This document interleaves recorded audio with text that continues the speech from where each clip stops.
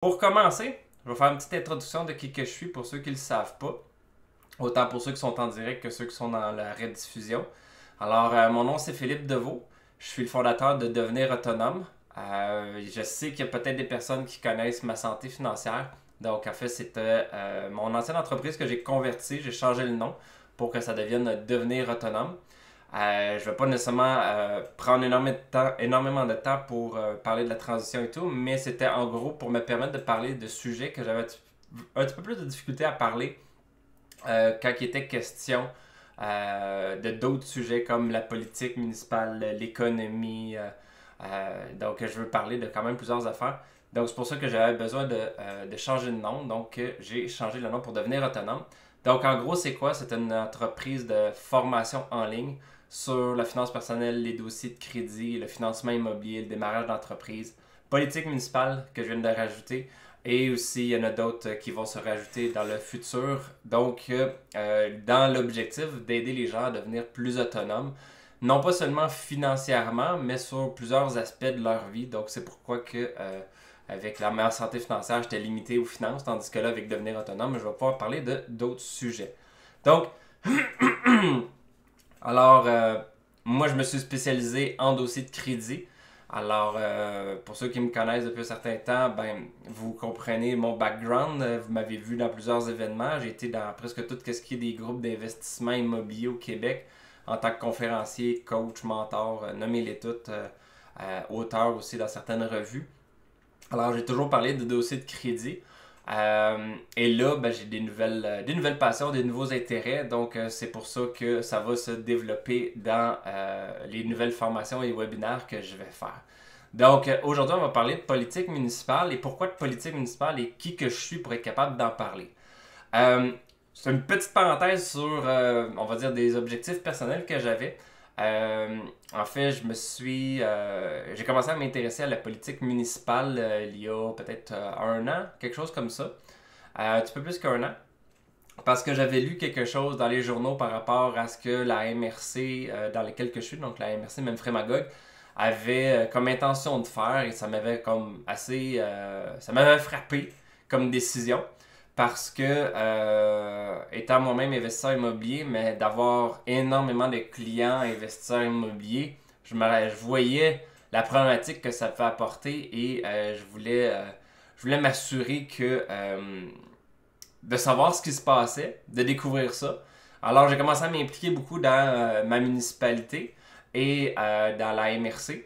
Et à un moment donné, c'était pas prévu, mais j'allais souvent dans les rencontres, les séances de la municipalité et ce que je voyais pour ma municipalité, je trouvais que ça n'avait comme pas de bon sens. Les personnes qui sont là, sans nécessairement être des mauvaises personnes, il y avait pas nécessairement je trouve qu'ils n'ont pas nécessairement les connaissances et les compétences pour faire partie des élus. Manquait beaucoup de transparence et il y avait les choses avançaient pas bien bien. Alors je m'étais dit, bon, ben, je vais me lancer. Moi, je veux me positionner pour être capable de, en 2025, me lancer pour aller faire ma campagne pour devenir maire de mon village. Parce que moi, je suis dans un village, je suis pas dans une grosse municipalité comme Montréal, Québec, Sherbrooke, tous ceux qui sont alentours de ça. Donc, je suis un petit village. Et pour ça, ben, j'ai commencé vraiment à suivre les séances, écouter ce qui se passait. Et à un moment donné, la mairesse du village a démissionné. Donc, on est allé en élection. Et on s'est retrouvé 4 candidats pour devenir maire. J'ai décidé de tenter ma chance. Euh, et sur les 4 candidats, en réalité, je suis arrivé deuxième.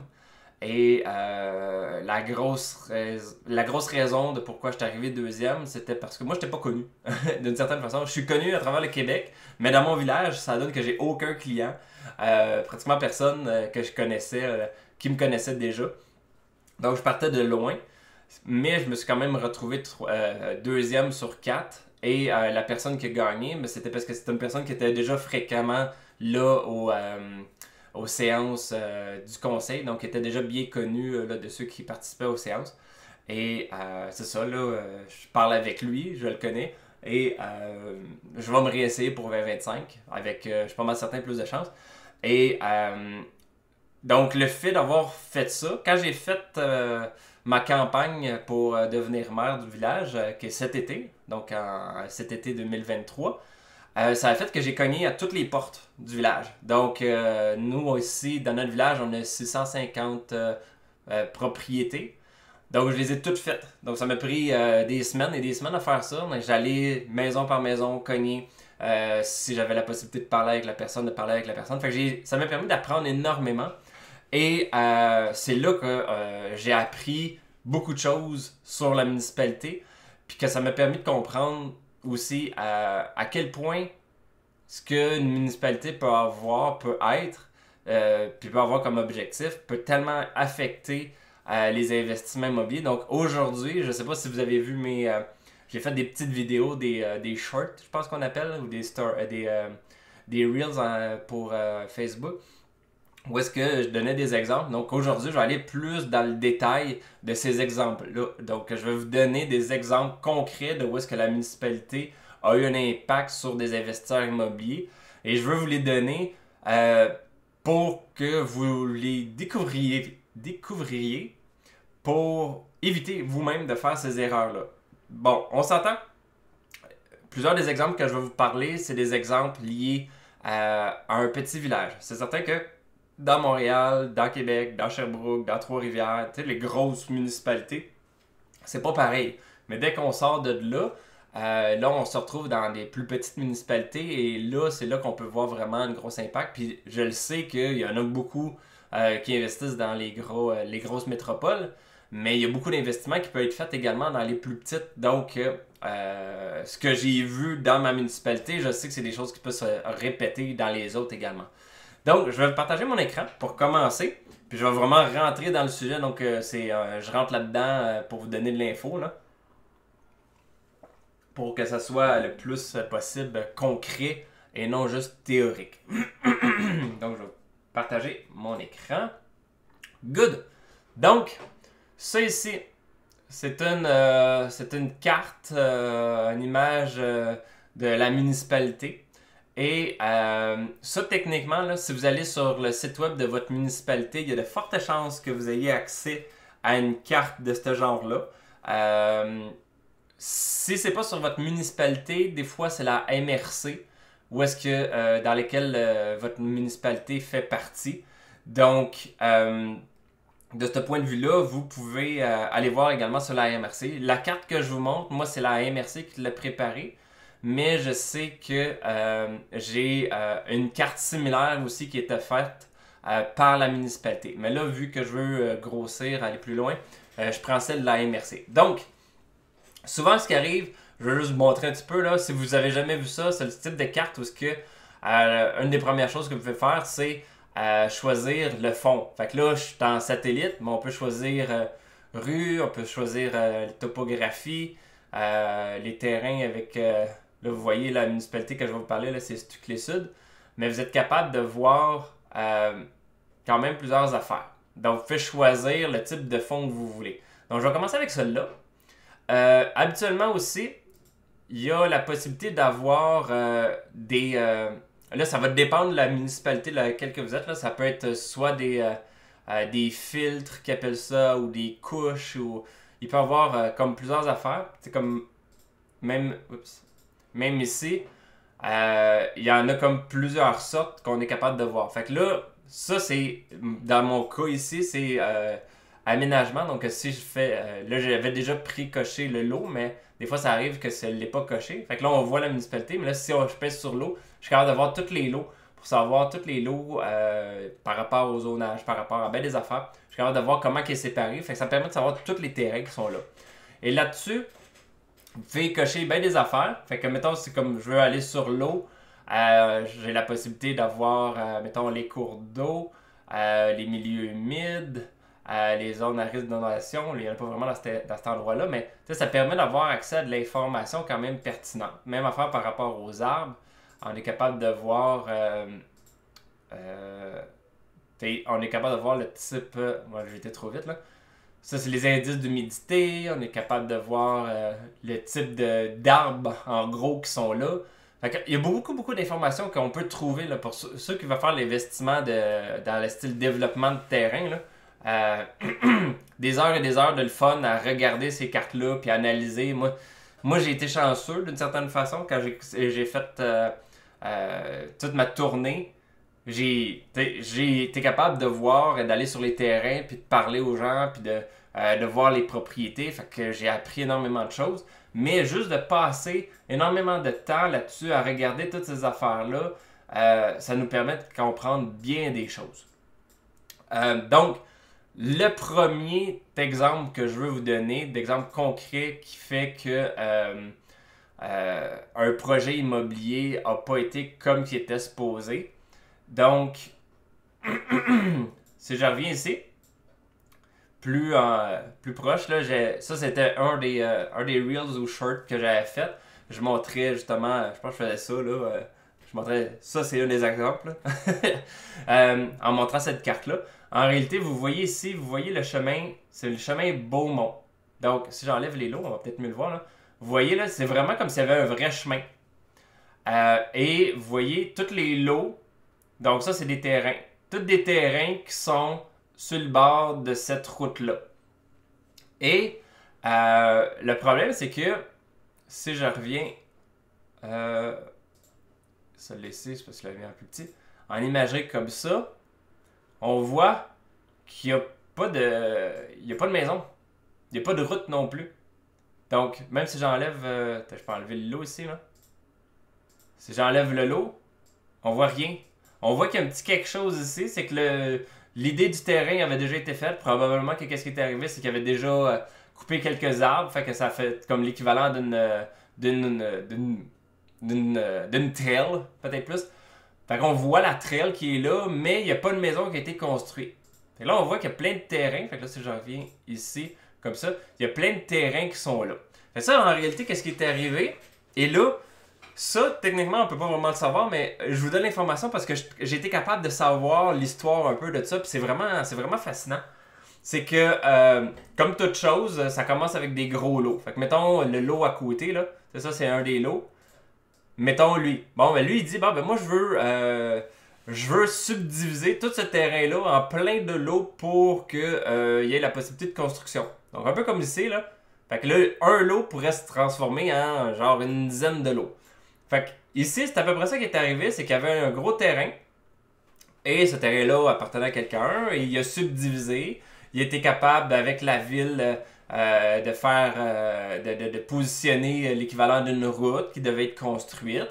Il a subdivisé les terrains. Il a vendu les terrains pour que les gens puissent construire. Donc, en réalité, c'est pas un développement complet où est-ce qu'il a tout fait, tout construit, puis qu'après ça, il a vendu. Non, c'était le contraire. C'est un développement où est-ce que il a subdivisé, puis il avait fait des ententes avec la ville pour qu'il y ait un développement qui se fasse. Mais les gens achetaient le terrain pour après ça construire.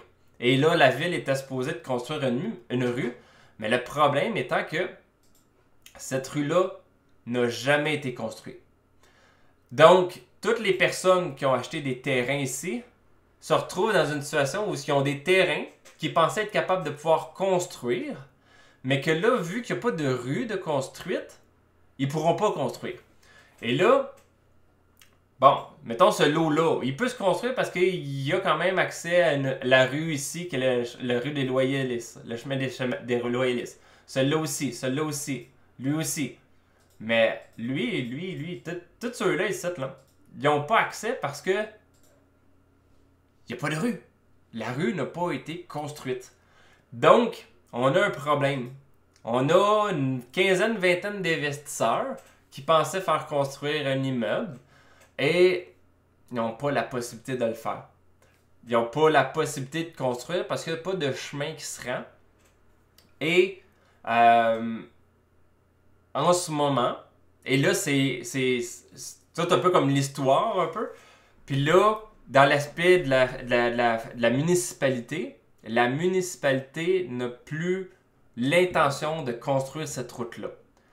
Et là, il y a plusieurs raisons par rapport à ça. C'est ça qui est important et c'est pourquoi c'est intéressant de s'intéresser à la politique parce que ça nous permet de savoir c'est ces histoires-là, les effets de tout, puis la situation.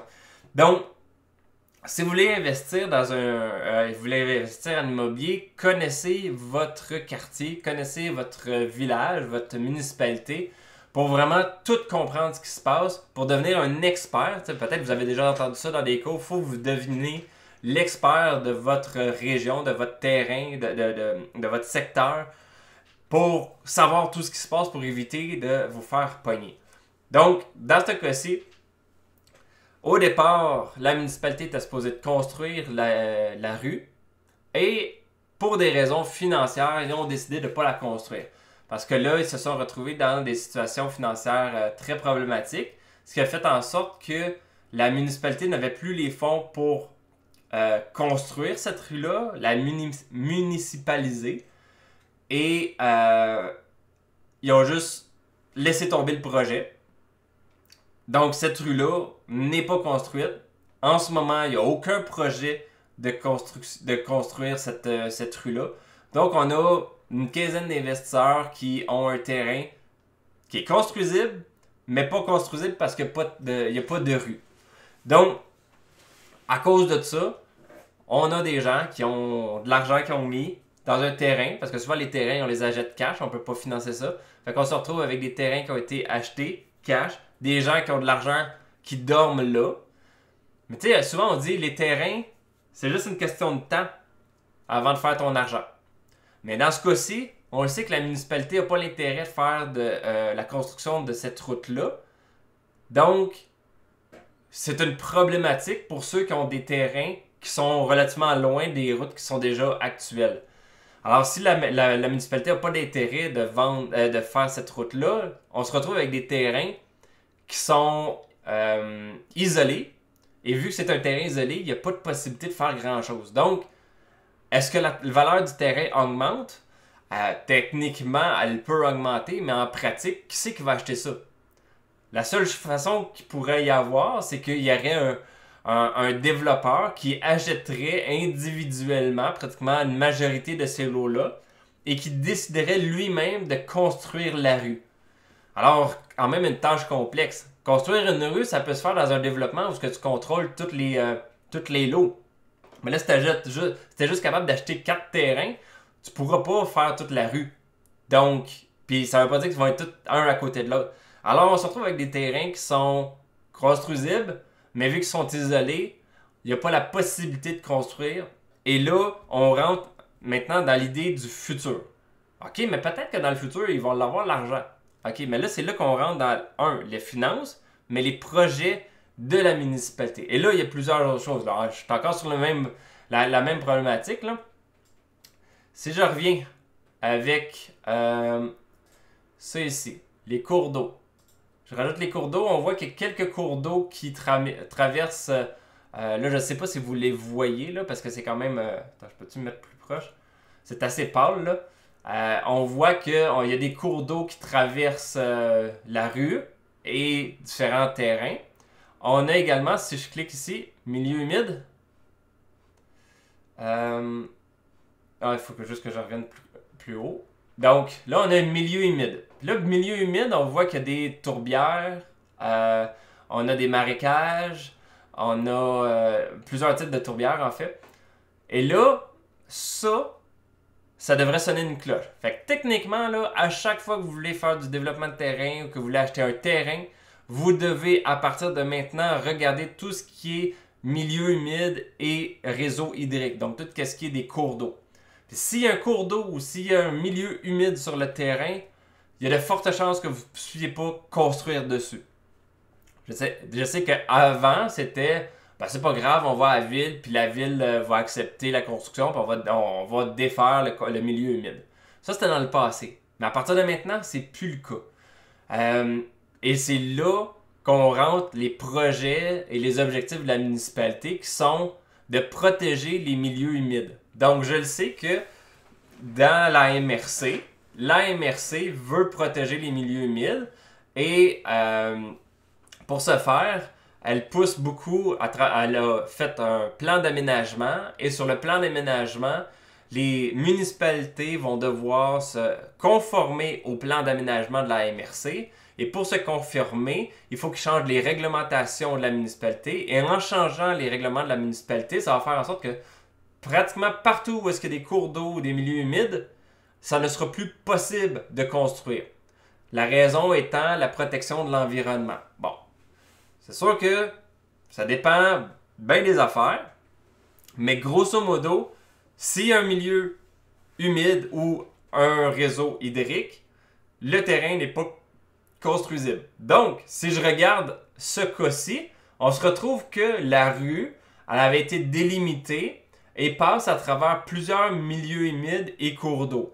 Donc, avec les projets de la municipalité qui sont d'une certaine façon imposés par la MRC, qui à son tour est imposé par Québec, parce que Québec demande aux municipalités de protéger 30% de son territoire, minimalement, ce qui fait en sorte que la MRC a dû changer son plan d'aménagement pour faire en sorte que les municipalités respectent et changent ses règlements pour suivre cet objectif-là de Québec de protéger 30% de son environnement. Donc, ça va faire que cette rue-là, même si la municipalité se retrouverait avec les liquidités, elle n'a pas la possibilité de construire la rue en fait, à cause de la protection de l'environnement. Donc, toutes les personnes qui ont acheté ici se retrouvent avec des terrains qui ne peuvent pas, qui vont pouvoir vendre, mais qui c'est qui va acheter un terrain qui ne peut pas être construit? La seule personne, en fait, c'est pas des personnes, c'est des organismes, ce serait des organismes dans le but de protection de l'environnement, qui vont acheter le terrain, puis vont le protéger, ce qui va faire en sorte que là, il va y avoir encore moins de possibilités de faire de la construction. Alors, ces terrains-là, c'est malheureusement probablement une perte. Et dans le dernier, à chaque année, habituellement, il y a des ventes pour taxes. Ben, j'ai vu que certains de ces terrains-là étaient en vente pour taxes parce que les propriétaires, c'est comme, je peux même pas le vendre, il n'y a personne qui va acheter ça parce qu'il n'y a rien qui peut être fait dessus. Fait que tant qu'à payer mes taxes puis payer mes taxes, ben, je fais juste le laisser. Fait qu'il y en a qui ont décidé ça. Puis les ventes pour taxes, il y a plein d'opportunités qu'on peut trouver là. Et j'ai vu aux derniers ventes pour taxes, il y avait un terrain qui était à vendre. Est-ce qu'il était vendu? Est-ce qu'il était échangé? Là, j'ai pas suivi cette histoire-là. Mais j'ai vu qu'il y avait certains terrains qui étaient en vente là. Donc, ça, c'est par rapport à l'histoire. Ça nous permet de savoir qu'est-ce qui est arrivé. On regarde les projets, les finances de la municipalité, on comprend pourquoi que ça n'a pas été construit. On a en plus de ça les projets, les lois qui vont devoir, les règlements de la municipalité qui vont être changés dans le but de protéger l'environnement. Fait que tout ça, là, ce coin-là, c'est un coin qui n'est pas construisible, qui est des gens qui vont avoir perdu de l'argent. Ils vont à un moment donné peut-être être capables de vendre, probablement à perte. Mais je ne sais pas ce qui va se passer. Là. Je vais suivre ce dossier-là parce que ça m'intrigue, mais je vois pas trop qu'est-ce qui peut être fait. Donc, ça, c'est une chose. Puis en plus de ça, là, c'est là qu'il est le fun de savoir aussi face à la municipalité. Fait admettons qu'on enlève l'aspect des milieux humides, du réseau hydrique. Mettons qu'on enlève ça. Que, oups, il n'y en a pas de problème. On peut construire la rue, puis on peut faire des constructions sur les terrains. On peut mettre des maisons, des immeubles sur les terrains. Là, il y a un autre concept qu'il faut prendre en considération. Là, si je zoom out, peut-être un peu trop.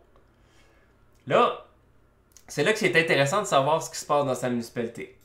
Là, on regarde ici. Là, on s'en va quand même loin. On s'en va à l'autre extrême de la municipalité. Vous voyez, ça, c'est un autre développement qui a été. Ça, c'est un développeur. Ça, c'est une personne qui détenait tous ces terrains-là. Tout ça, c'était un terrain. Et ce terrain-là a été subdivisé. Il y a des routes qui ont été faites. Les routes, concrètement, ça, je peux l'enlever. Si j'enlève l'eau ici, vous voyez, les routes sont vraiment là. Les routes ont vraiment été faites, ont vraiment été bâties. Et les lots sont là. Mais là, attendez, je vais montrer quelque chose avec celui-ci. Si je zoome, je peux peut-être remettre ça ici. Je ne sais pas si vous le voyez.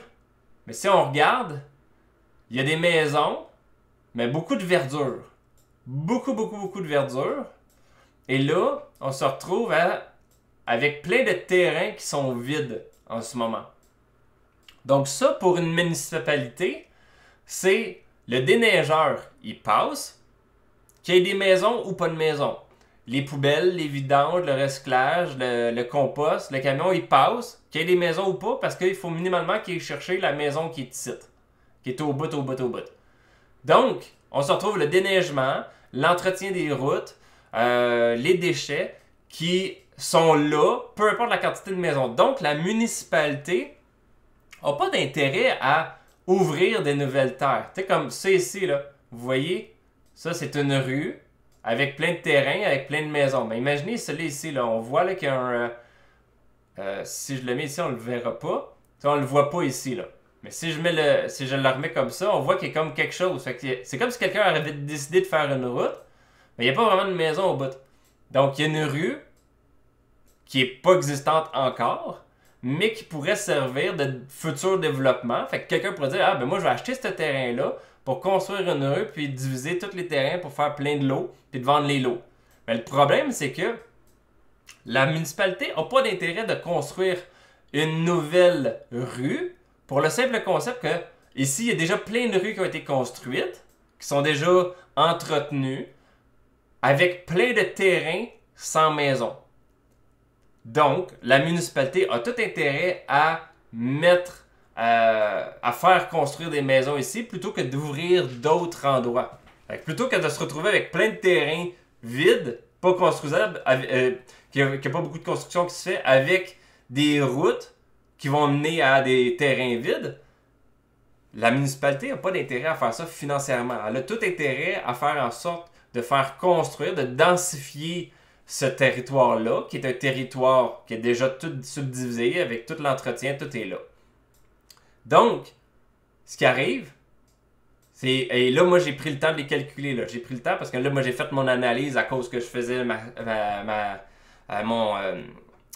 campagne pour la mairie, mais aussi par intérêt par rapport à l'immobilier et plusieurs affaires.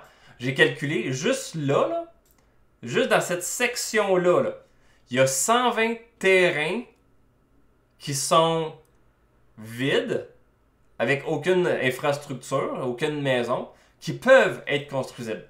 Donc, avant de construire de nouvelles rues, avant de construire, d'offrir du nouveau développement, la municipalité a tout intérêt à ce que ce réseau-là ici, cette section-là du village, de la municipalité, soit construite. Donc, en termes de développeurs immobiliers, vous avez intérêt à savoir ça aussi parce que même si, mettons, vous achetiez ce terrain-là, que vous décidiez de faire une rue, de subdiviser tout ça, même si l'idée elle est bonne, ben, la municipalité, ok, pourquoi qu'on paierait pour une nouvelle rue? Pourquoi qu'on ferait l'entretien d'une nouvelle rue? Puis qu'on devrait investir là-dedans quand en réalité, on a 120 terrains juste dans ce réseau-là. Puis là, c'est juste dans ce coin-là. Mais ici, il y en a encore. Ici, si je reviens ici, là, c'est un autre développement qui a été fait. Si je reviens ici, c'est un autre développement qui a été fait, mais il y a comme encore plein de terrains. Ici, il est vide, ici, il est vide, ici, il est vide, là aussi. Il y a plein de terrains qui sont vides encore, là. Fait que la municipalité n'a pas l'intérêt de créer de nouvelles rues. Donc, tout développeur immobilier, c'est plate à dire, mais Stucley-Sud, c'est pas une place à aller pour du développement immobilier pour l'instant, dans le style de développement de prendre un gros terrain, subdiviser le terrain, faire construire une nouvelle rue pour être capable de faire des nouvelles constructions. Il n'y a pas d'intérêt là, ça va prendre des années et des années avant que ça arrive là, puis pour faire en sorte que, bon, on a ce terrain-là ici, tous ces terrains-là qui sont à construire, on en a quelques-uns ici, on en a quelques-uns ici, on en a plusieurs ici. Ici, c'est un autre coin là, qui a été... Oups. On a la rue ici là, déjà, avec plein de terrains. Et les terrains sont vides encore. Donc, vous comprenez pourquoi c'est important de vraiment maîtriser tout ce qui se passe dans votre municipalité, de comprendre tout ce qui est en lien avec tous les projets en cours, les projets qui ont arrêté, pourquoi. Donc, ça vous permet de savoir qu'est-ce qu'il y en est. Pour éviter de faire des erreurs coûteuses, de mettre de l'argent pour l'achat de terrain que vous allez devoir soit revendre plus tard parce que finalement, en bout de ligne, vous n'êtes pas capable de faire de votre projet, ou bien de devoir attendre super longtemps avant d'être capable de faire le développement. Fait que c'est de l'argent qui dort d'une certaine façon. Donc, ça, c'était... ça fait partie de concepts concrets, parce que là, si je reviens à celle-là, qui explique de pourquoi la rue ici ne sera probablement, je peux pas dire jamais, mais ça va prendre énormément de temps avant que ce projet-là de rue se concrétise. Ce qui fait en sorte que tous les terrains qui sont là c'est de l'argent perdu là, à investir dans ces terrains-là. Donc, puis je dis ça, c'est parce que les terrains sont en ce moment en vente. Il y en a des terrains, là. Il y a 3-4 terrains là-dedans qui sont en vente. Ils sont en vente, mais qui c'est qui va acheter ça? T'sais? Là, je le sais pas. Puis peut-être que vous écoutez ça, puis que vous avez, vous avez une idée de quelque chose que vous pouvez faire. Ben, regarde, allez-y, mais au moins, vous êtes conscient de ce qui se passe, puis vous êtes conscient de la réalité de la municipalité, et que vous avez des petits défis devant vous face à ça. Donc, ça, c'est un exemple concret où est-ce que la politique municipale a un impact réel sur les finances, les développements des investisseurs immobiliers. Et là, je vais vous donner un autre exemple, qui est vraiment plate, d'une certaine façon. Un autre investisseur, encore une fois. Tu sais, c'est plate, là. Moi, je vis dans ce village-là, à Stuclé-Sud, puis je vois qu'il y a énormément de potentiel dans le village, sauf qu'on fait face à des défis assez particuliers, parce que là, ici, l'exemple que je vais vous montrer, c'est pas nécessairement des politiques. En fait, c'est qu'il y a eu un manquement, à mon avis, de la municipalité. Ils ont accepté un projet qu'ils n'auraient jamais dû accepter.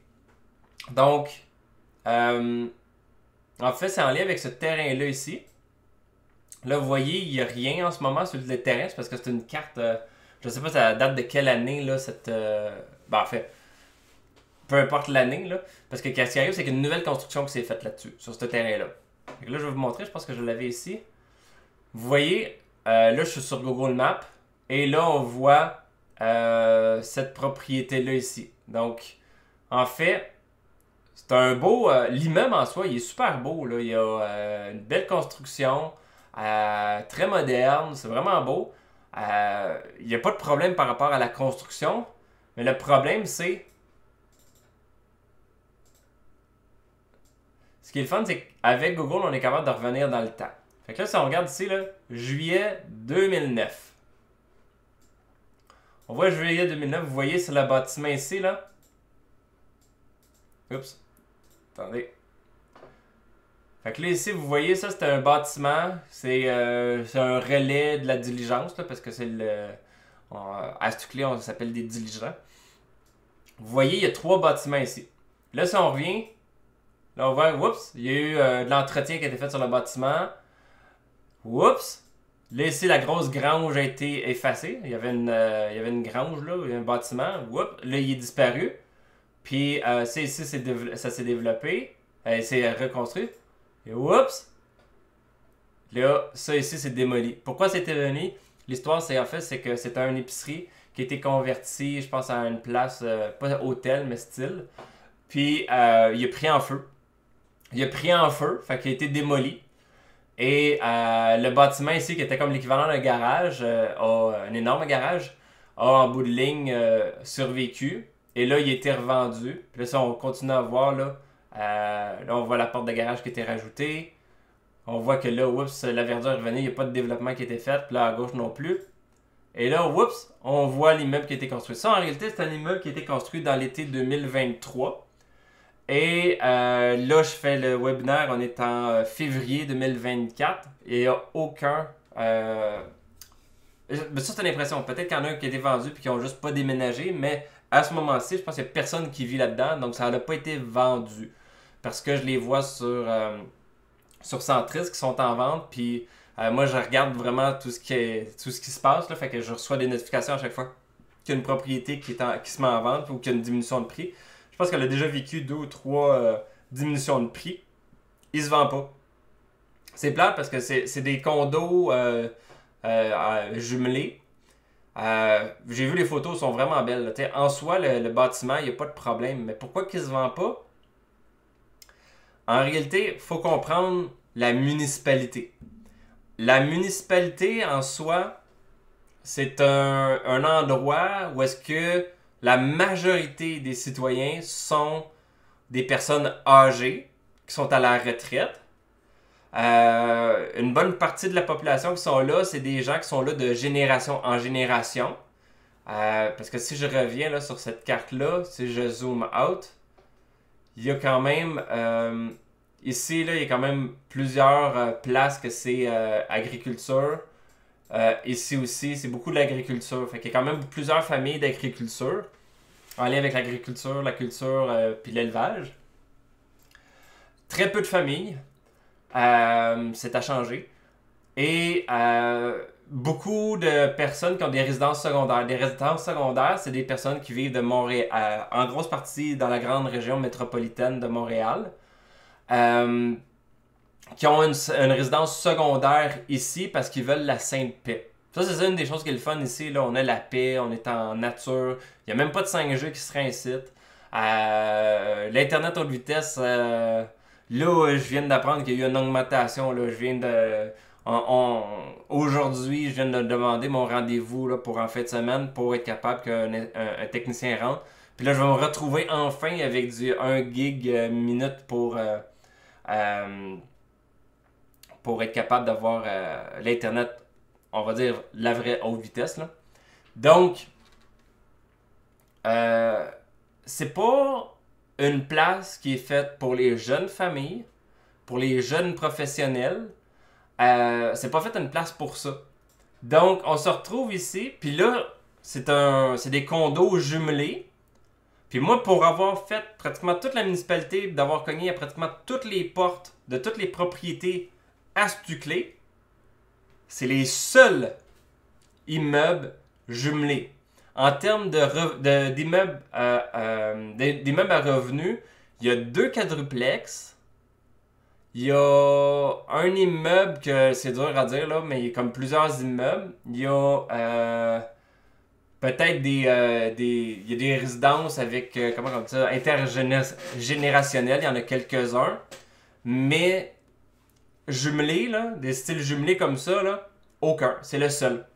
Fait qu'en réalité, ça c'est une autre affaire qui est attends, je vais aller chercher quelque chose d'autre. Je reviens, je vais aller chercher quelque chose là qui va être pertinent là, à l'explication.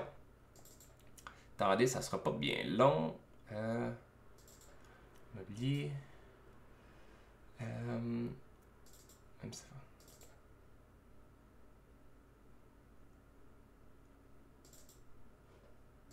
Donc, on devrait le voir ici. Donc ça, c'est... nous autres, on est archaïque à Stuclé face au zonage. C'est des images comme ça. On n'a pas de carte interactive, c'est des images. Fait que là, la propriété qu'on regardait, là, qui vient d'être construite, elle est ici. Je vais juste voir là, si vous le voyez là. Elle est ici, là, où est-ce que la petite botte qui est là, j'avais le goût de pointer avec mon doigt, mais ça sert à rien. Elle est là ici. Fait que là, elle est sur le M5. M5, c'est commercial, semi-commercial. Donc, on est dans le centre-ville de Stuclé. Et si je reviens ici, si je regarde ici, ça, là, à un moment donné, ça devrait être converti en épicerie, en commerce, en quelque chose. Ça devrait être un commerce qui devrait être là. On a ici, ça c'est un quadruplex. Ça c'est en vente en ce moment, mais en ce moment, qu'est-ce qui arrive? C'est le déneigeur du coin qui est là avec ses gros camions. C'est vrai, il y a un duplex ici, je pense. Ça ici, c'est un bar. Ça ici, c'est une maison qui vient d'être vendue, mais concrètement, ça, cette maison-là, ça devrait être une place, un centre de santé, bien-être, un centre de professionnels, ça devrait être ça.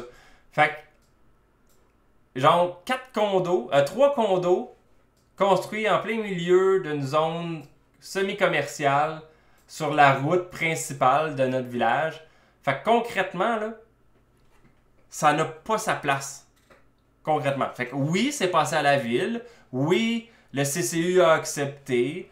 Oui, il a pu construire. Mais ça se vend pas pour plusieurs raisons. Parce que l'investisseur n'a pas pris en considération c'est qui la clientèle de personnes qui va vivre à Stuclé. C'est pas des professionnels qui font du travail à la maison parce que l'Internet était pas rapide. C'est un des problèmes que j'avais. C'est pour ça que dans les dernières années, j'ai pas fait beaucoup de webinaires. C'est parce que j'ai de la misère avec mon Internet. Fait que j'espère en ce moment qu'elle bug pas trop. On n'a pas pris en considération le futur qui peut arriver à Stuclé, qui va être des commerces, le développement commercial de tout ça. C'est des terrains qui vont être en vente. Je sais pas c'est quoi qui va acheter ça et qu'est-ce qui va être construit là. C'est sûr que ça peut être soit un multilogement, mais en temps normal, il faudrait que ce soit un commerce. On n'a pas de commerce à Stuclé. Il faudrait que ce soit un commerce pour créer un peu de vie. Parce que si on ne crée pas de vie, il n'y a personne qui va vouloir acheter ici, sauf pour avoir la Sainte Paix. Fait que ceux qui achètent ici, c'est pour la Sainte Paix.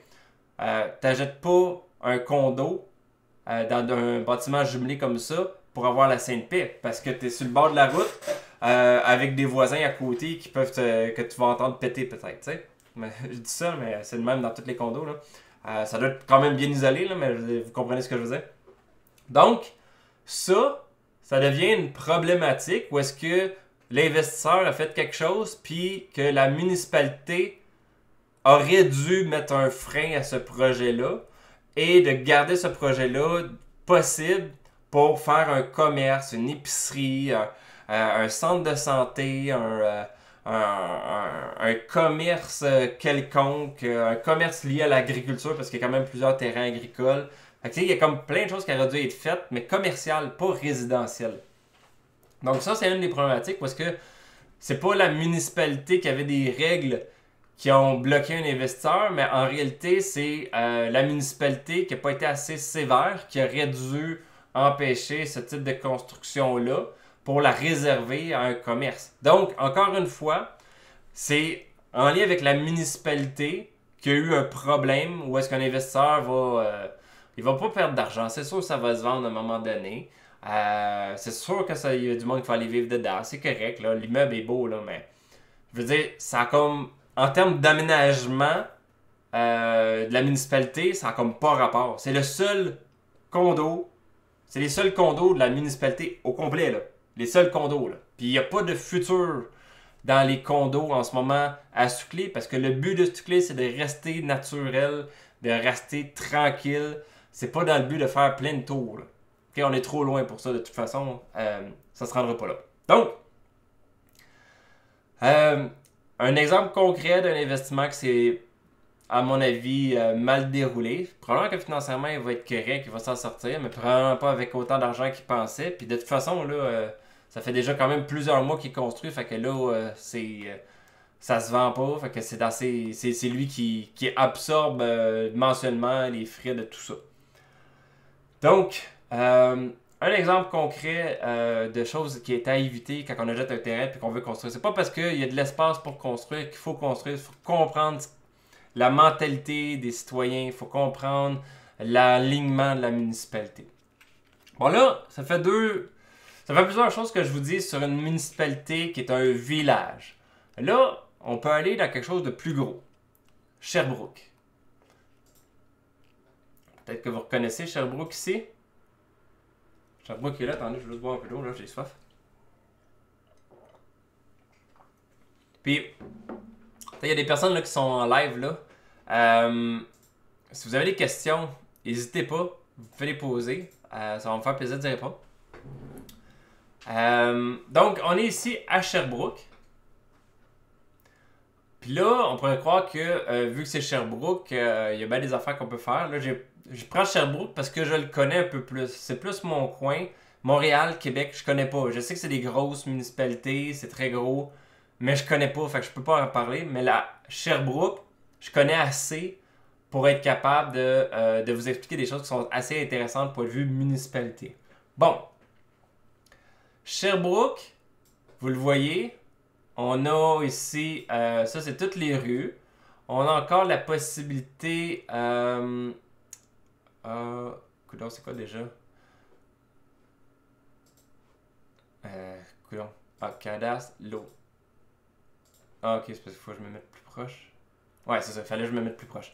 Donc là, on est capable de voir tous les lots de la municipalité. Il y en a une tonne, là. C'est big Sherbrooke quand même, là, ok? Fait que tu sais, il y a beaucoup de développement, il y a beaucoup d'opportunités immobilières qui se font en ce moment à Sherbrooke. Mais qu'est-ce que vous devez savoir? Ok, voilà, ils viennent de loader, là. Donc, qu'est-ce qui est important de savoir par rapport à la municipalité? Si j'enlève ça, là, parce que ça fait vraiment trop. Est-ce que vous avez déjà entendu parler du plan nature? Le plan nature de Sherbrooke. Ça, premièrement, c'est une carte que vous pouvez facilement trouver. Faites carte interactive Sherbrooke, puis là, vous allez tomber sur cette carte-là. Et vous pouvez faire aussi plan nature Sherbrooke. Vous allez arriver sur cette page-là. Et c'est quoi le plan nature? Puis là, je parle du plan nature de Sherbrooke, mais je sais que dans la MRC de Memphremagog, attends, je vais regarder quelque chose. Attendez un petit peu. Je suis capable de sortir ça rapidement, facilement. Attendez un petit peu. Là. Je viens d'avoir une idée là, qui peut être très intéressante de vous partager. Elle est dessus.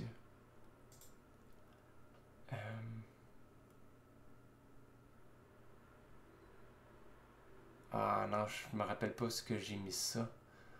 Attendez. Ah, oui, je l'ai. Good. Excusez-moi pour ce délai-là. C'était une idée qui vient de me sortir. Là, c'était pas prévu que je vous montre ça.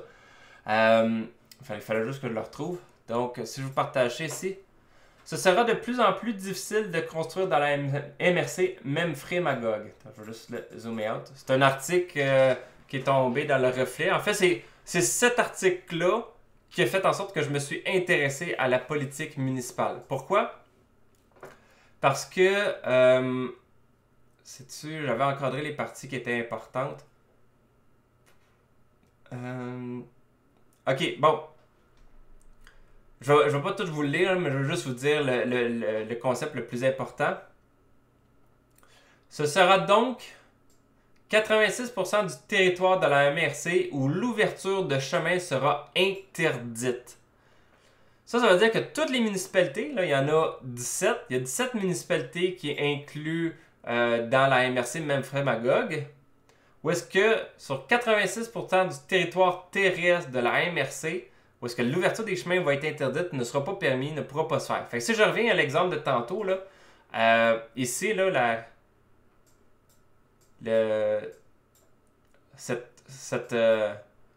ce bout de rue-là qui devrait être construite, là, il va peut-être avoir un précédent par le fait qu'il a déjà été zoné pour être capable de construire. Ça va peut-être faire une différence. Là. Mais concrètement, les autres places, ça va être interdit de construire de nouvelles rues. Et si on regarde ici, la MRC de Quaticook et de Brome-Missisquoi interdisent même les nouvelles rues sur 100% de leur territoire respectif. C'est cet article-là qui m'a fait qui m'a fait réaliser là, comme quoi que c'est important de comprendre ce qui se passe dans la MRC. Ce qui veut dire que là, la MRC Quaticook, Brome-Missisquoi a décidé que sur 100% de son territoire, c'était interdit de construire de nouvelles rues. Donc, tous les gens qui avaient des terrains qui gardaient dans l'optique soit de les revendre plus tard, soit d'eux-mêmes faire le développement pour construire une rue, subdiviser, faire un développement immobilier ou de vendre chacun des terrains après ça à ceux qui veulent acheter les terrains puis construire. Ce n'est plus possible. C'est même interdit dans ces deux MRC-là. Et la MRC de Memphremagog, on est à 86% du territoire. Donc, ça, c'est en lien avec l'équivalent du plan nature de Sherbrooke que je voulais vous parler. Donc, j'ai parlé de ça, puis ça m'a fait réfléchir à l'article. Là. Donc, le plan nature, c'est un plan que Sherbrooke a décidé de... un plan nature a été déposé au ministère dans le but de la protection de l'environnement. Et ça, en réalité, c'est le même concept là, pour les MRC que j'ai parlé en lien avec cet article ici que je vous ai parlé. Ils n'appellent pas ça plan nature, mais l'idée en arrière, c'est la même chose, c'est de la protection de l'environnement. Après ça, protection de l'environnement, on s'entend, il faut faire attention à son environnement, il faut le protéger, mais les extrêmes, c'est jamais bon. Donc, c'est normal qu'il faut protéger de l'environnement, Mais là, c'est très drastique parce que là, c'est pratiquement en quelques années, tout est bloqué. Et pourquoi que je suis capable de vous parler de Sherbrooke? Parce que j'ai plusieurs personnes que je connais qui ont en ce moment des terrains à Sherbrooke. Puis que là, à cause du plan nature, à cause de la nouvelle mairesse qui a pondu cette affaire-là de plan nature, bon, on s'entend, ça vient de Québec, là, veut pas, mais à eux, ils l'ont nommé le plan nature. Ça fait que là, les constructions sont finies. Il y a plein de terrains, qu'il n'y a plus de projets de développement. Fait qu'il y a énormément d'investisseurs qui ont du terrain, qui n'ont même pas la possibilité de construire dessus. Fait que ça fait la rogne de beaucoup de personnes. Et là, juste pour vous donner des idées, ok? Sur la carte interactive, si je viens ici de mémoire, c'est environnement.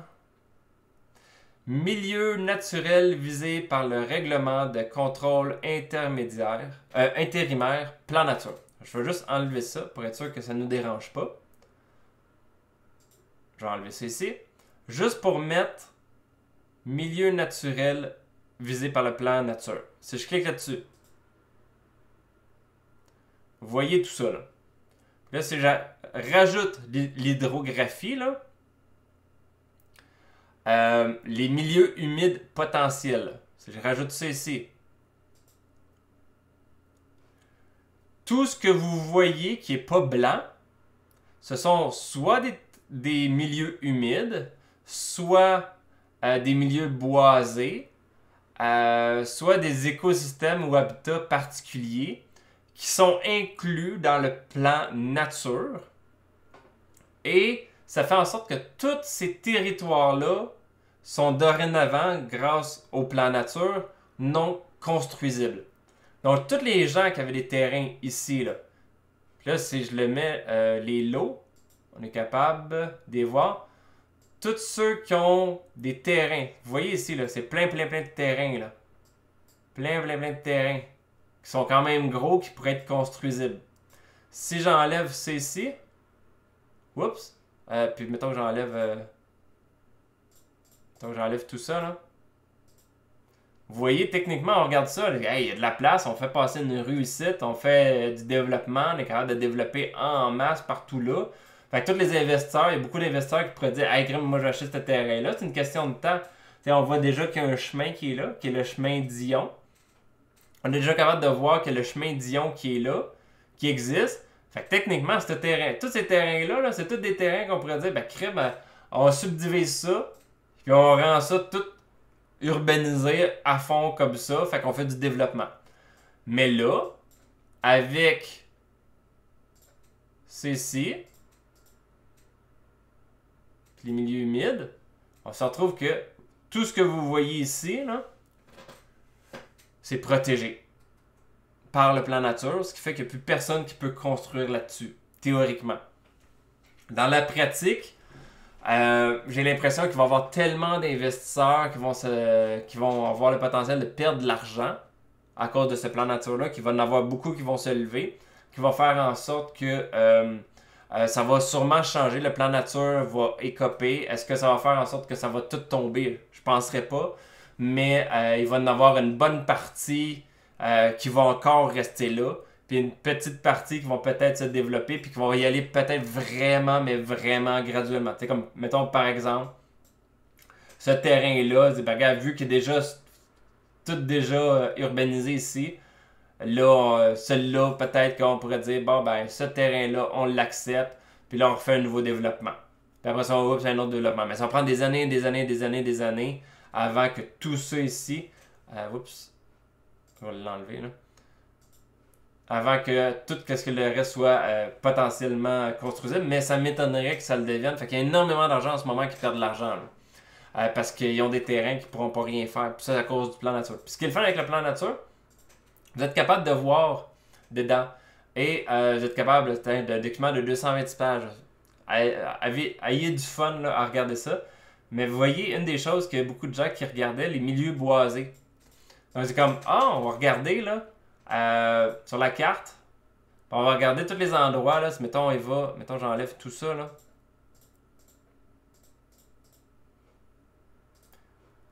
Oups, il en manque. Ici. Puis là, je change ça pour mettre le satellite. Satellite ici.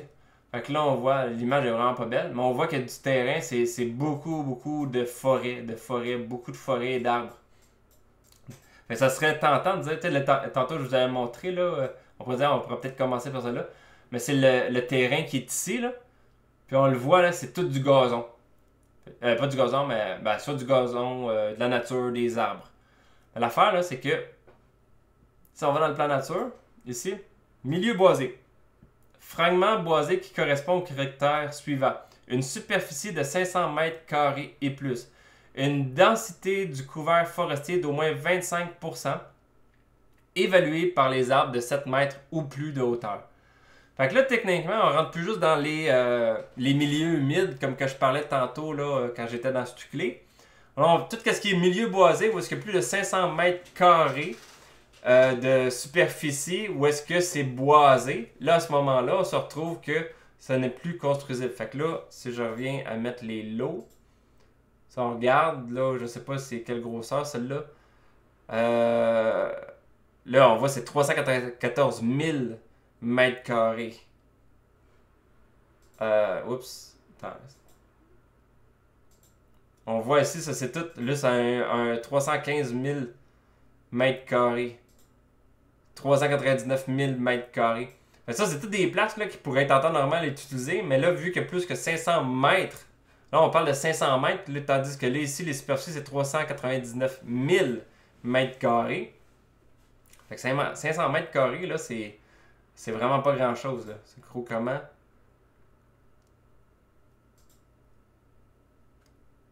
Crème, j'avais pas pris le temps de regarder, mais tu sais, juste une petite maison comme ça, là. Petite maison, c'est 629 mètres carrés.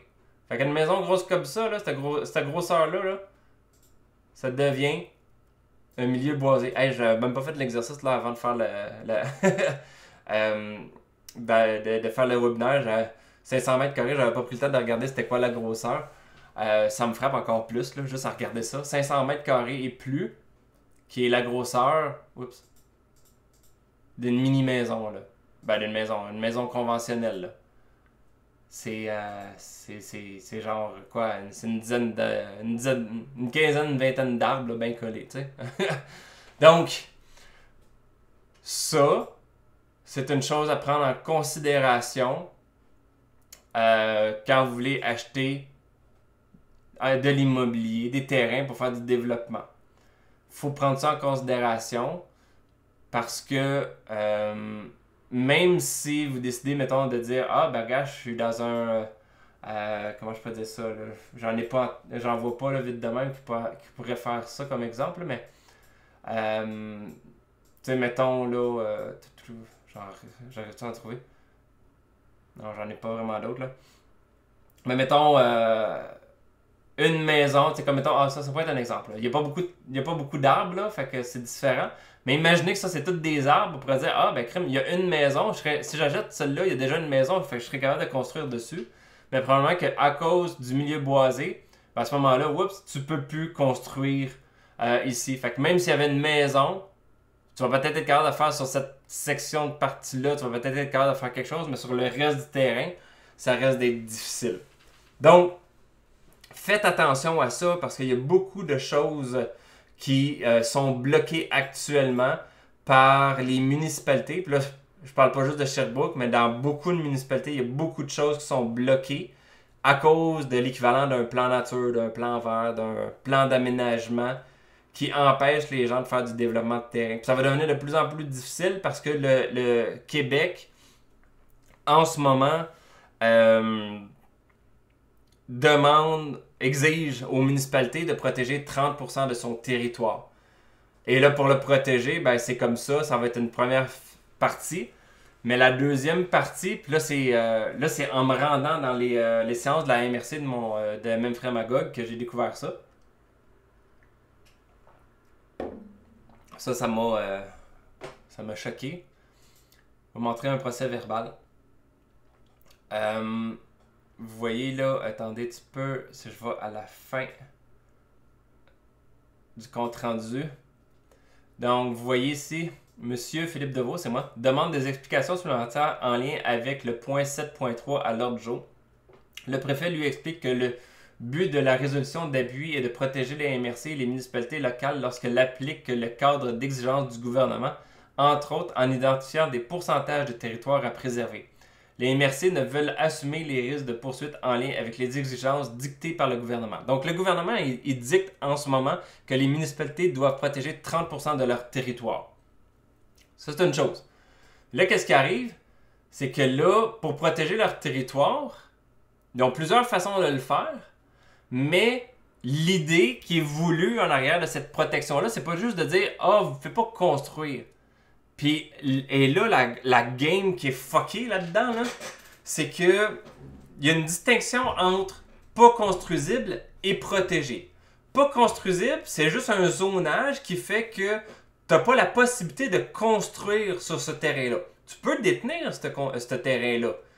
Tu peux aller marcher dessus, tu peux faire pas ce que tu veux, mais il y a beaucoup de choses que tu peux faire, sauf construire.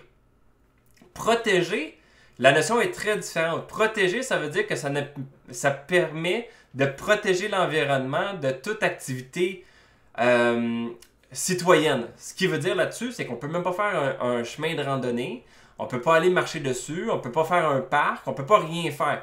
Donc en réalité, c'est quoi? C'est le terrain, il est mis dans une structure, je ne sais pas c'est quoi le nom, là. Je pense que c'est un organisme, où est-ce que le terrain devient protégé. Et là, je pense que c'est avec l'UNESCO, l'ONU, je ne sais plus trop quoi, qui fait que ce terrain-là est rendu comme en dehors du marché. C'est comme s'il n'existait plus parce qu'il était protégé, fait qu'il n'y a plus rien qu'on peut faire dessus. Mais là, l'affaire, c'est que le but de Québec, c'est de protéger 30% de son territoire et non de faire en sorte que 30% du territoire n'est pas construisible. Parce que c'est déjà le cas dans beaucoup de municipalités. Il y a beaucoup de municipalités que 30% de son territoire est déjà pas construisible parce que soit c'est déjà des forêts, soit c'est des terres agricoles qu'on peut pas construire. Donc il y a déjà dans beaucoup de municipalités beaucoup de terrains qui sont non construisibles et on dépasse déjà les 30%. Mais là, Québec exige, ou comme on pourrait dire ici, dicté par le gouvernement. Le gouvernement dicte aux municipalités de protéger 30% de son territoire. Et le protéger, ça veut dire on exproprie la personne qui détient le terrain pour faire en sorte que ce terrain-là devienne un terrain protégé où aucune activité citoyenne est possible. Là, je sais que juste là, ça fait fucker, mais on va aller plus loin. Il faut que je retrouve le 7. C'est celui-là? Il faut juste que je retrouve le bon. Ah, ok, ouais, c'est ça. Donc ça, c'est le point 7.5, je pense que je disais. Ça, c'est à la MRC. Moi, j'étais là, j'étais le seul citoyen à ce moment-là. Où est-ce que je vais pas toutes les lire, là, mais c'est comme conformément à la loi concernant la conservation des milieux humides, adopter son plan régional des milieux humides. Donc ça, c'est protéger les milieux humides. Ils ont dû faire un nouveau schéma d'aménagement pour concrétiser les objectifs de conservation. La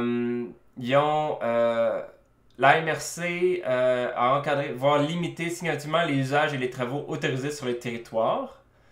Les objectifs de conservation de 30% du territoire québécois en 2030, c'est l'objectif, l'engagement pris par la MRC Memphremagog d'atteindre cet objectif-là. Que le droit de propriété tel qu'actuellement défini par les tribunaux s'oppose aux volontés gouvernementales de conservation des milieux naturels et de biodiversité, ainsi qu'à certains objectifs et attentes de OGAT. Je ne sais pas trop vite c'est quoi comme ça. Fait que le droit de propriété est conflictuel face à la volonté gouvernementale. Que les MRC et municipalités demandent depuis plusieurs années la modification législative pour, en bout de ligne, et là, c'est là qui est fou, là, OK?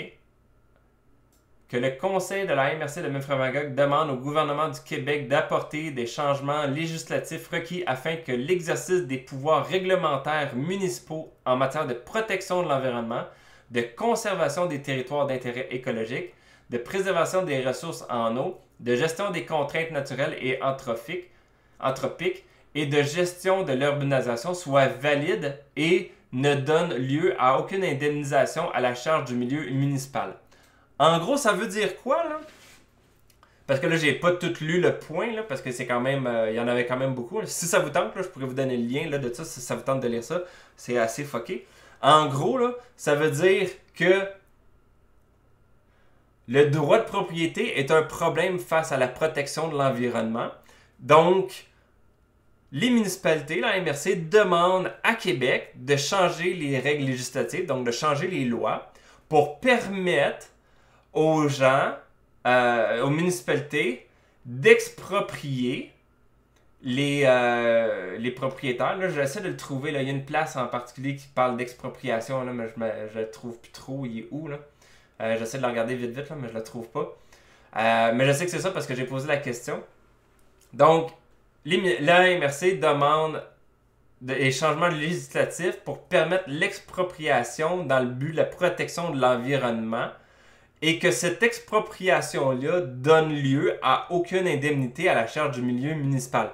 Ce qui veut dire que les municipalités veulent avoir le droit d'exproprier les terrains dans le but de protéger l'environnement et que cette expropriation-là se fasse sans indemnité. Ce qui veut dire que la municipalité ne veut pas avoir à débourser d'argent pour faire l'expropriation. Fait que, en gros québécois, qu'est-ce que ça veut dire cette affaire-là, là? C'est que les municipalités veulent se donner le droit pour dire ton terrain, je veux le protéger, sac ton cadre de là, déménage, je veux plus te voir, puis t'as pas une esti de scène pour ton terrain. En gros québécois, c'est ça que ça veut dire. Donc, là on se retrouve avec des MRC, des villages qui vont devoir protéger leur territoire parce que le gouvernement dicte... c'est qui? Ah, c'était plus bas. Le gouvernement dicte aux municipalités qu'ils doivent protéger 30% de son territoire. Et pour ce faire, ils doivent retirer le droit de propriété. Et là, je sais pas, peut-être que vous allez trouver ça fou. Peu importe comment vous voyez ça, là. Est-ce que ça va passer? Ça, c'est une autre affaire. Mais c'est juste le fait que c'est là. Tout est là. Ça, c'est le procès verbal. Session d'une assemblée régulière, mercredi le 16 août 2023, salle de conseil de centre administratif de la MRC Memphremagog, à laquelle étaient présents le préfet, le maire de Saint-Étienne-de-Bolton, canton d'Offord, canton de Potton. Ça, c'est tous les maires des différentes municipalités, avec également présents le greffier trésorier, puis greffier trésorière adjoint. T'sais. Donc, ça, c'est l'ordre. Il y a l'ordre du jour. Vous le voyez ici, là, c'est 7 points. Résolution de début à la MRC d'Argenteuil. En fait, c'est parce que c'est Argenteuil qui a demandé à Québec de changer de législatif. Puis là, la MRC Memphremagog a passé une résolution pour appuyer la MRC d'Argenteuil pour être capable de demander à Québec de changer le législatif pour être capable de faire de l'expropriation. Puis, là, je ne rentrerai pas plus loin avec ça là, parce que c'est quand même assez fou. Mais j'ai été plusieurs fois dans la MRC pour poser des questions par rapport à ça. J'ai enregistré également.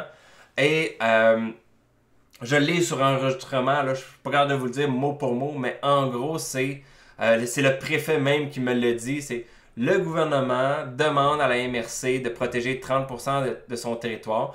Pour y arriver, il va falloir qu'on fasse de l'expropriation.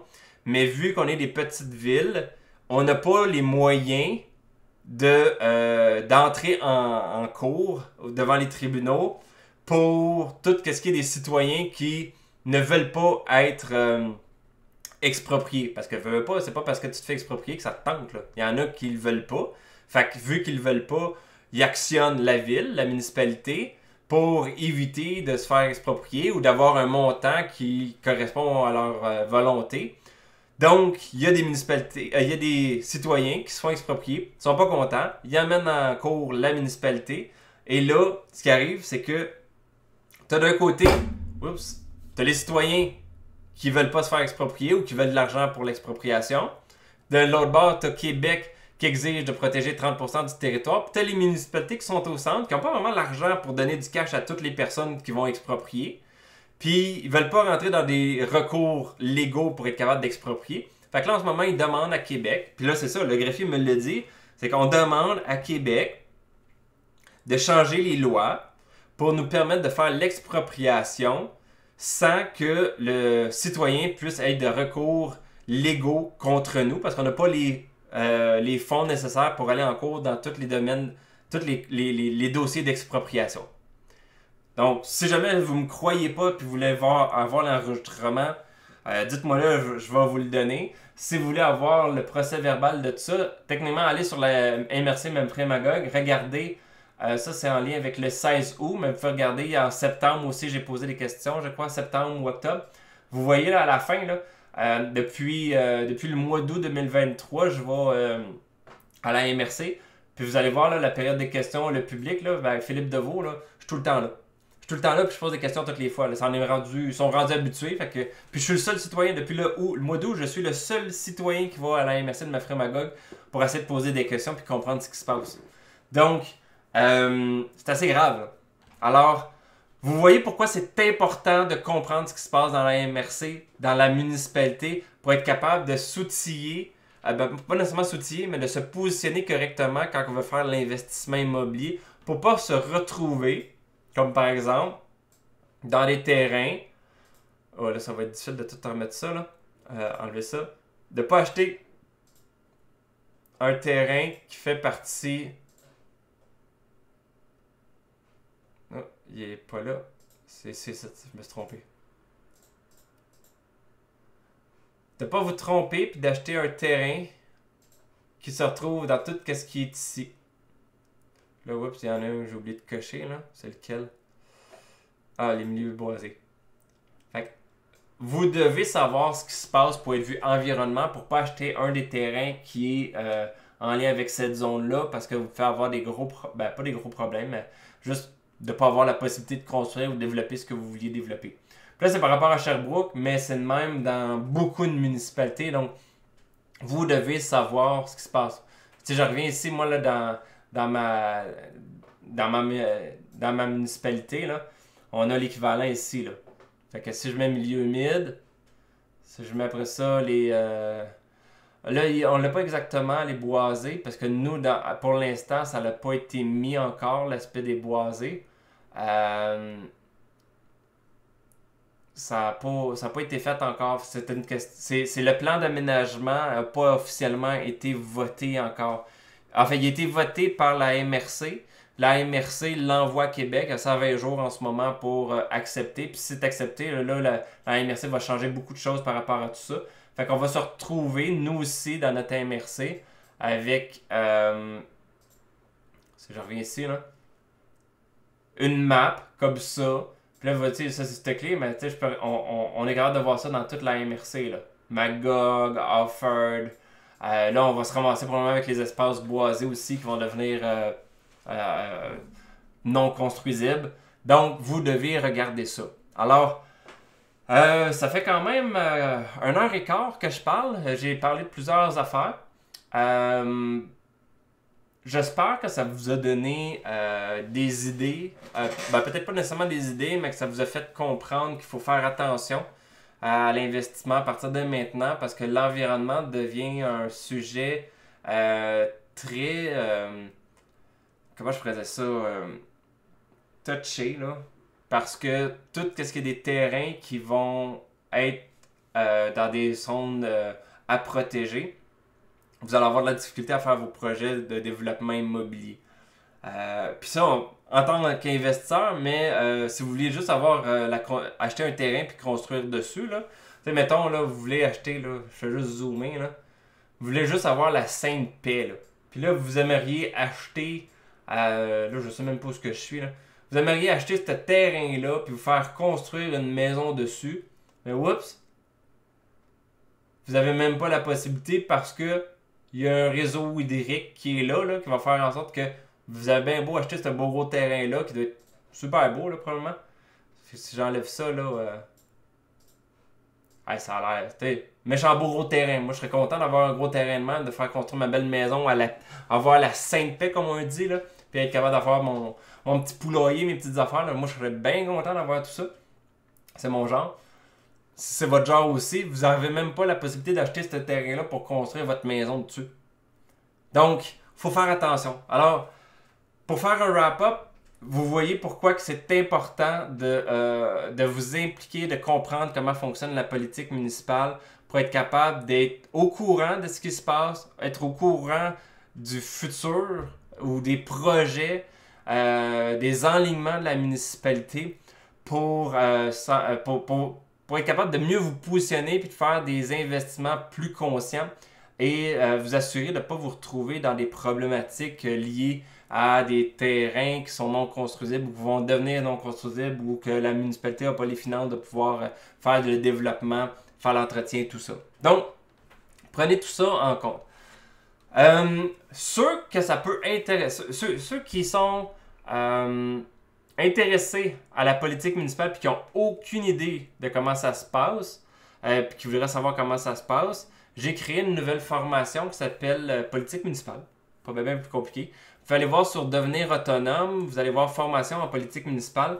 En fait, j'ai déjà plusieurs vidéos où est-ce que j'explique le fonctionnement de la municipalité. Là, j'ai des nouvelles vidéos que je vais faire là, sur la MRC, les différents autres organismes en lien avec le domaine politique municipal. Et pour vous montrer vraiment tout le fonctionnement concrètement, le CCU, qu'est-ce que c'est, comment ça marche, qu'est-ce que ça mange. Pour être capable de mieux comprendre, si vous voulez, soit pour des raisons personnelles ou pour faire de l'investissement, être plus connaissant de qu'est-ce qui est la politique municipale pour être capable de vraiment bien vous aligner. Fait que j'ai une formation qui est disponible sur mon site web. Vous allez voir sur devenirautonome.co. Vous allez voir la formation en politique municipale. Ça, c'est une chose. J'ai aussi une formation sur le financement immobilier. Donc, ceux qui veulent faire l'investissement immobilier, comme je l'ai dit au début, je suis un spécialiste des dossiers de crédit qui m'a apporté à développer mes connaissances en financement immobilier, en structure sur l'élaboration et la création d'un parc immobilier. Donc, des belles stratégies pour vous permettre d'avoir accès à des liquidités pour faire vos investissements, savoir comment avoir une bonne structure de champion pour être capable d'avoir une structure qui va vous permettre d'aller chercher du cash et le financement que vous avez besoin pour grossir votre parc immobilier. Donc ça, c'est la formation en financement immobilier. Donc, à ce moment-là, vous avez plein de formations qui sont incluses. C'est un bundle qui comprend financement immobilier, comptabilité, financement d'entreprise, donc comment créer une entreprise pour aller chercher des liquidités pour faire l'investissement, la structure immobilière, comment créer soi-même sa société, parce que vu qu'on parle de structure, on va avoir à créer des sociétés, donc je montre comment faire pour créer des sociétés, et même les documents pour être capable de faire vous-même vos livres de société, donc tout ça est inclus là-dedans. Et si vous voulez aller plus loin, vous avez le forfait, donc c'est le programme Devenir autonome qui en fait inclut toutes les formations qui sont disponibles sur Devenir autonome et les formations à venir, donc le développement de la formation sur la politique municipale. Je vais également, la prochaine formation que je vais créer, ça va être sur comprendre le monde dans lequel on vit. En fait, là, je vais parler vraiment at large, là, dans le monde, économie, géopolitique, politique mondiale, pour comprendre tout ce qui se passe dans le monde, t'sais, sans prendre de parti pris. T'sais, comme mettons, je donne un exemple. Là. Le conflit entre la Russie et l'Ukraine. Que vous soyez pour l'Ukraine ou pour la Russie, la question n'est pas là. C'est de savoir c'est quoi l'impact de ce conflit-là. Ce conflit-là a un impact sur nos finances concrètes et il va en avoir énormément dans le futur. Puis surtout si la Russie qui gagne. Si c'est la Russie qui gagne, puis à date c'est bien parti pour ça, que vous ne soyez pas au compte, là, ça n'enlève pas le fait qu'ils sont en train de gagner. Ils sont en train de gagner. Puis si c'est le cas, ça va faire un raz-de-marée de changement dans la géopolitique, la politique et l'économie mondiale qui va avoir des répercussions sur notre portefeuille à nous ici au Québec. Donc, c'est la prochaine formation que je vais parler de plein des choses, là, ces conflits-là, mais plusieurs autres conflits. Parce que j'ai commencé, quand j'ai commencé à m'intéresser à la politique municipale, je me suis rendu compte que c'est une chose, mais j'ai commencé à m'intéresser à beaucoup d'autres choses aussi, parce que je voulais savoir, mais qu'est-ce qui fait que ça change? Pourquoi ils s'enlignent vers ça? Puis c'est quoi les impacts de tout ça? Donc, c'est quoi les BRICS? C'est quoi l'impact des BRICS? C'est quoi l'impact que les BRICS vont avoir face à nous ici au Québec, au Canada?